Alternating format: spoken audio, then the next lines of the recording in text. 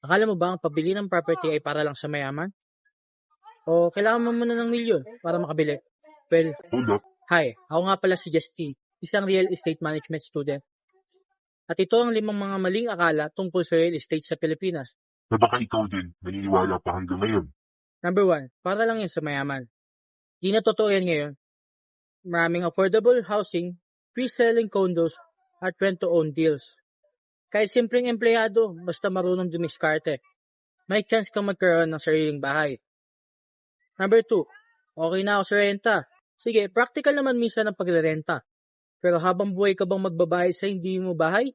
Kung yung renta mo ay idaan mo na lang sa monthly amortization, ikaw na ang may-ari in the long run. Number 3, gastos lang yan. Investment yan, hindi gastos. Ang value ng property tumataas over time. Pwede mong parentahan, ibenta o gawing business. Real estate, real asset. Number 4, mahirap ang proseso. Oo, medyo technical pero may agents, brokers, at developer na pwedeng tumulong sa'yo. Hindi mo kailangan mag-isa sa process. Basta legit ang kausap mo, safe ka. Hintayin ko munang yumaman. Actually, mas maganda magsimula ka habang bata pa. Mas mababa pa presyo ngayon. May flexible payment terms pa. Huwag mong hintayin tumaas lahat bago kumilos. Paunti-unti, pwede na simulan.